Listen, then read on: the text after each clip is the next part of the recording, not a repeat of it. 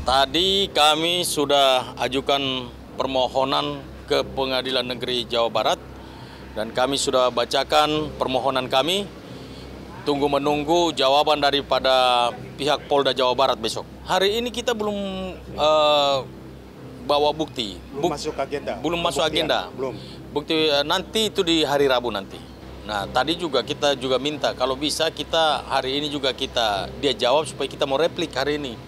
Karena mengingat waktu sudah 1 minggu, tapi jawabannya besok. Nanti besok ya udah kita kasih kesempatan untuk mereka jawab lah besok lah.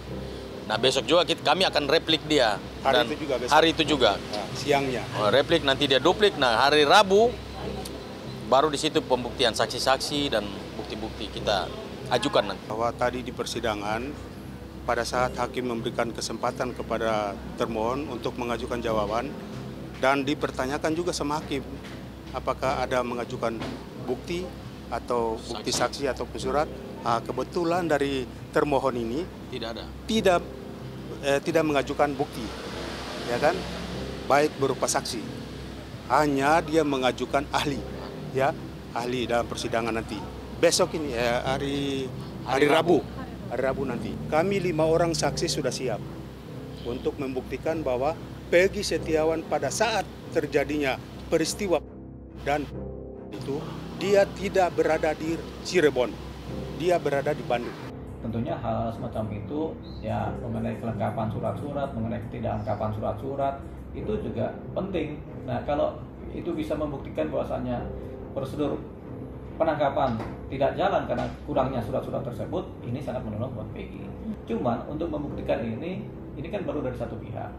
Dari pihak penyidik bagaimana melalui kuasa hukumnya? Kita akan lihat apakah memang benar yang dituduhkan oleh si pengacaranya Peggy itu kemudian benar, dan bagaimana pihak penyidik kemudian menjawab. Kalau mereka punya jawaban bahwasanya ini ada benar semua kok, kami secara formal ya. Secara formal kami kemudian menyelenggarakan penangkapan ini secara baik dan prosedur hukum, ya sudah, itu nanti hakim yang melihat memutus. Error in persona. Makanya kita ajukan pra peradilan. Harusnya kalau mau menjadikan seseorang tersangka atau mau melakukan penangkapan, dia itu harus memberitahukan kepada keluarga. Ini tidak ada surat pemberitahuan sama sekali. Juga ya kalau mau jadikan orang tersangka juga harus dia ada gelar perkara sesuai dengan Perkap Kapolri nomor 6. Jadi harusnya seperti itu. Tapi ini kok sama sekali nggak ada. Jadi dia begini. Sejak Peggy ditangkap langsung dibawa ke Polda, langsung dilakukan penahanan. Waktu penangkapan itu seharusnya menurut undang-undang atau KUHP berdasarkan pasal 18, maka surat perintah penangkapan itu harus diberikan kepada keluarganya atau orang tua ataupun penasihat hukumnya.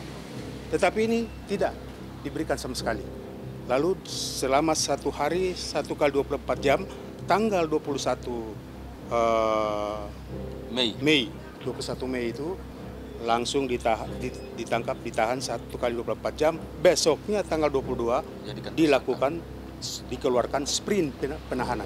Saya juga sebagai seorang ibu, emang anak saya tidak bersalah. Anak saya tidak melakukan kejahatan apapun. Anak saya hanya hidupnya mencari uang kerja untuk menafkahi adik-adiknya. Oh, kalau kami sangat optimis. Berdasarkan bukti dan saksi-saksi yang kami miliki, kami sangat optimis bahwa klien kami pasti bebas. Dan asalkan saja hakimnya objektif. Kami masih percaya kepada hakim. Kami masih percaya kepada hakim. Berdasarkan bukti yang ada dan saksi-saksi yang ada, kami yakin seyakin-yakinnya Peggy Setiawan pasti bebas. Karena tadi yang mulia bertanya kepada Polda Jawa Barat apakah ada bukti, ada saksi, mereka bilang nggak ada. Yang ada cuma ahli. Jadi nanti hari Rabu itu mereka datangkan ahli pidana. Jadi ya kalau saya bilang sih, bicara hukum ini kan cuma 2, bukti dan saksi. Lalu kalau nggak ada bukti, nggak ada saksi, ya 80%, 90% ya kita bisa menang lah, bisa bebas. Peggy bisa bebas. Saya minta maaf, dalam pra-peradilan ini bukan siapa menang siapa kalah. Kita tidak sedang mencari siapa menang siapa kalah, tetapi kita sedang mencari keadilan. Kalau memang yang masalah hubungan dengan Ayu Ting Ting sama anak putra saya, ya memang sudah istilahnya sudahan lah. Jadi istilahnya nggak berlanjut.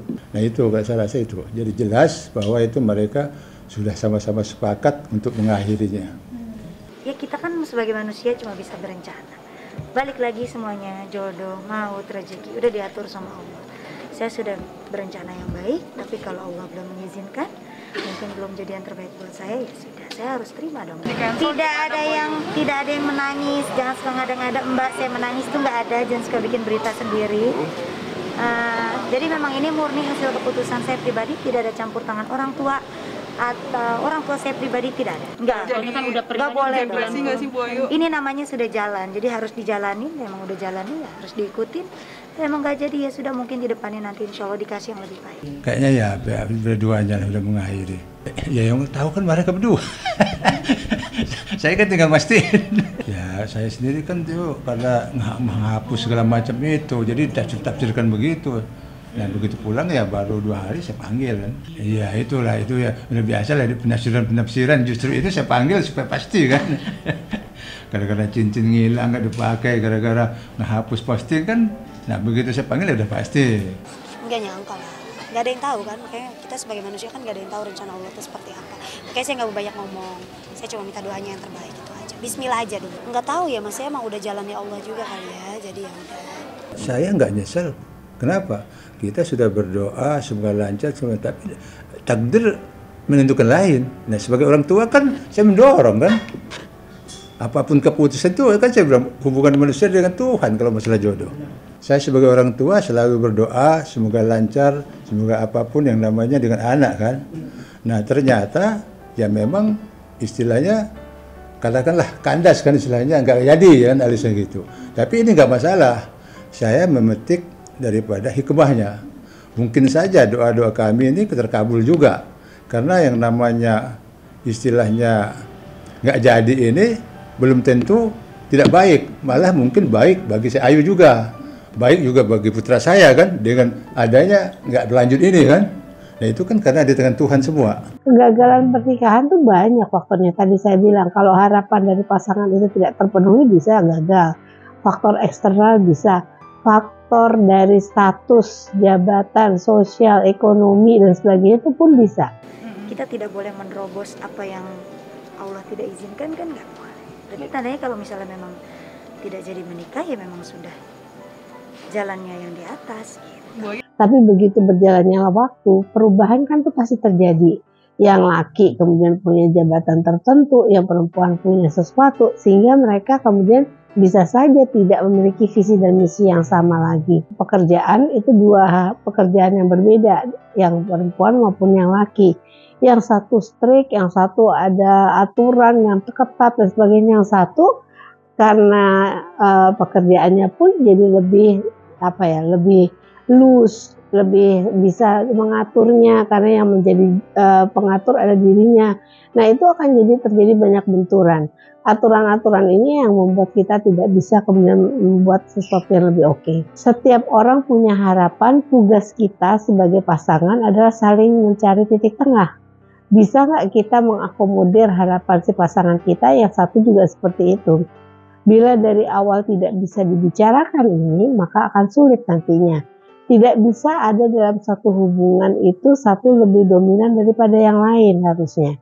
Harusnya ada sesuatu yang kemudian saling menutupi, saling membagi, saling melengkapi seperti itu. Dan ini yang harusnya disiasati agar tidak lagi terjadi kegagalan. Tapi bahwa ada ketakutan dan sebagainya, ya biasa takut gagal, takut tidak sesuai, takut bagaimana menghadapi kalau ini sudah terjadi suatu ikatan perkawinan dengan keluarga besar dan sebagainya. Tanggapannya soal Ayu Ting Ting dong Kak, yang katanya putus dari tunangannya. Yang namanya hubungan itu pasti ada putusnya atau ada awetnya. Kalau nggak jadi, tapi kebetulan sih gue udah whatsappan sama Ayu Ting Ting sih. Tadi pagi gue whatsappan sama dia. ya memang sudah yang terbaik ya begitu. Tadi pagi gue WhatsApp sama dia. Yang jelas bukan salahnya Ayu Ting Ting aja. Nggak nyangka lah, nggak ada yang tahu kan, makanya kita sebagai manusia kan nggak ada yang tahu rencana Allah itu seperti apa. Makanya saya nggak banyak ngomong, saya cuma minta doanya yang terbaik itu aja. Bismillah aja dulu. Nggak tahu ya mas, saya emang udah jalannya Allah juga kali ya, jadi ya udah. Iya, karena kan sebelumnya kan saya nggak pernah terbayangkan untuk bisa seperti itu kan, gitu. Jadi kayak ngerasa kayak mimpi nih gitu. Ternyata Allah nih jawab doa-doa saya selama ini. Gitu. Bila seseorang biasanya sudah mengalami kegagalan dalam pernikahan, maka pada saat itu secara adanya rasa nggak nyaman, kecemasan, kemudian juga adanya takut kegagalan itu pasti ada lagi. Di dalam kehidupannya sudah pernah gagal, jadi kalau memulai sesuatu ada kekhawatiran tentang hal itu. Untuk bisa memulai hubungan baru, maka sebaiknya biasanya jangan dari selesai satu hubungan lalu kemudian langsung, tapi melakukan introspeksi dulu apa yang terjadi di dalam hubungannya yang lalu yang berdampak atau berakibat sehingga kemudian bisa membuat sesuatu yang lebih baik pada hubungan yang berikutnya.